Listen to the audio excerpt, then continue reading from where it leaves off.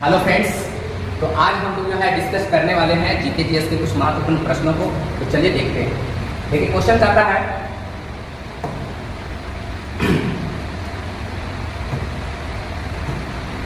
Question आपके सामने है कि दक्षिण भारत को किस नाम से जाना जाता है। क्वेश्चन क्या है कि दक्षिण भारत को किस नाम से जाना जाता है। और आपके साथ ऑप्शन है प्रायद्वीपीय भारत, अखंड भारत, जम्बूद्वीप और आर्यावर्त। जैसा कि आप जानते हैं, सबसे पहले हम लेते हैं इधर, ये हमारा है दक्षिण भारत। इसको हम लोग क्या बोलते हैं? दक्षिण भारत। दक्षिण भारत के जो पश्चिमी एरिया है, ये जो है एक प्रकार का क्या है? समुद्र है। क्या है? समुद्र। ठीक है। इस समुद्र का नाम है अरब सागर। इस समुद्र का नाम क्या है? अरब सागर। जबकि इसका नाम है बंगाल की खाड़ी, अर्थात इसे हम लोग बे ऑफ बंगाल के नाम से जानते हैं, बंगाल की खाड़ी। जबकि इसका नाम है हिंद महासागर।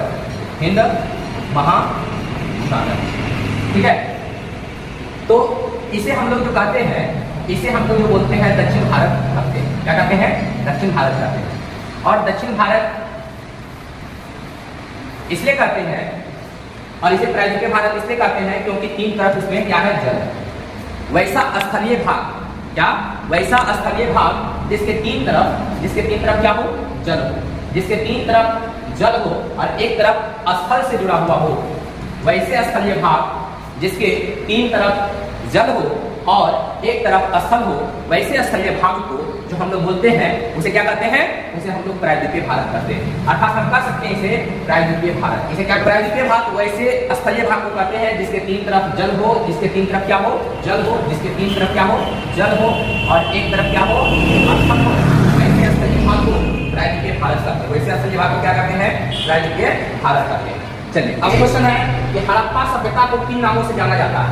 हड़प्पा सभ्यता को किन नामों से जाना जाता है? जैसा कि आप सभी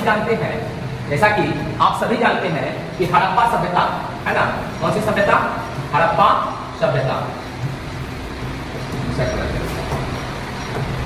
हड़प्पा सभ्यता। हड़प्पा सभ्यता, यह हड़प्पा सभ्यता कब आया था? तो हड़प्पा सभ्यता का जो काल था वो क्या था?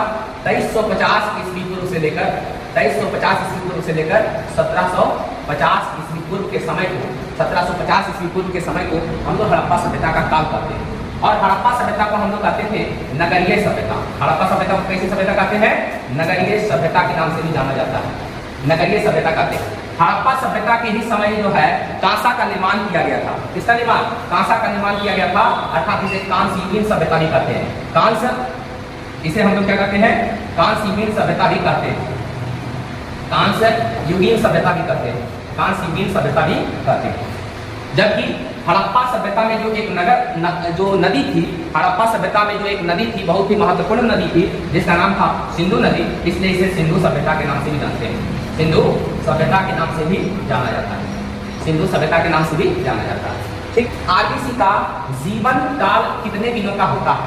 आरबीसी का जीवन काल कितने दिन का होता है? तो जैसा कि आप सभी जानते हैं कि आरबीसी का जो निर्माण होता है, आरबीसी का जो निर्माण होता है वो कहाँ होता है?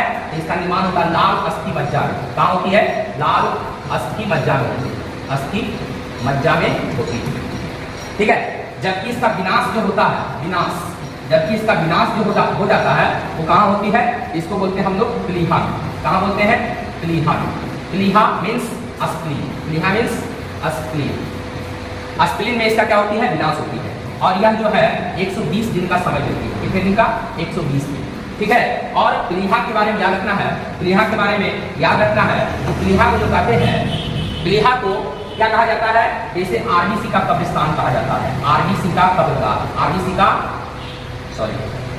का इसे क्या कहते हैं? कब्रगाह के नाम से जाना जाता है। आरबीसी का कब्रगाह कहा जाता है या कब्रिस्तान, है ना, ग्रेवयार्ड ऑफ आरबीसी।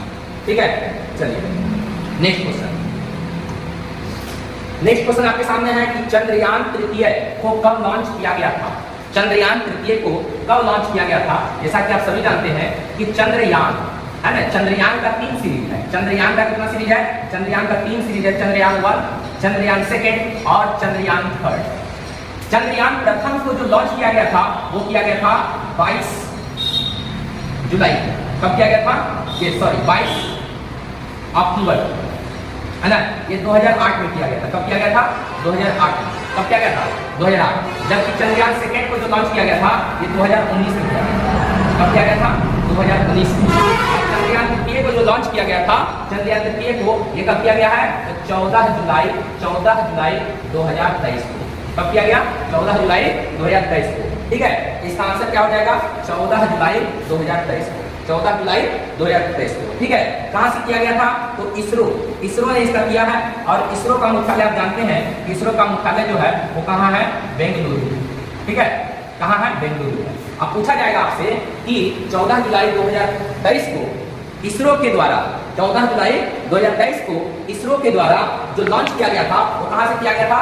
श्रीहरिकोटा से। कहां से किया गया था? श्रीहरिकोटा। और श्रीहरिकोटा कहां है? ये है आंध्र प्रदेश में। कहां है? आंध्र प्रदेश में। श्रीहरिकोटा कहां है?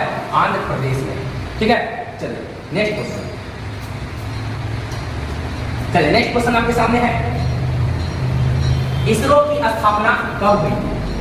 इसरो की स्थापना कब हुई थी? सबसे पहले हम लोग देखते हैं इसरो। ठीक है, तो इसरो का जो पूरा नाम है क्या है? Indian space research organisation. Indian space research organisation. और इसकी मुख्यालय जो है, इंडियन स्पेस रिसर्च ऑर्गेनाइजेशन की जो मुख्यालय है वो कहाँ है? तो याद रखना बेंगलुरु में। कहाँ है? बेंगलुरु, कर्नाटक में। बेंगलुरु कहाँ है?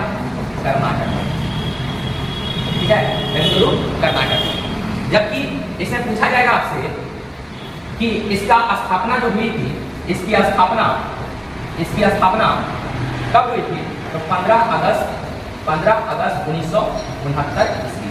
ठीक है, इसरो की स्थापना कब हुई थी? 15 अगस्त 1969 को। और इसकी स्थापना जो किए थे विक्रम साराभाई ने किए थे। कौन किए थे? विक्रम साराभाई ने किए थे। विक्रम साराभाई जो है इसकी स्थापना किए थे, अर्थात इसको संस्थापक के रूप में बोल सकते हैं। विक्रम साराभाई क्या थे? संस्थापक के रूप में। विक्रम साराभाई संस्थापक के रूप में।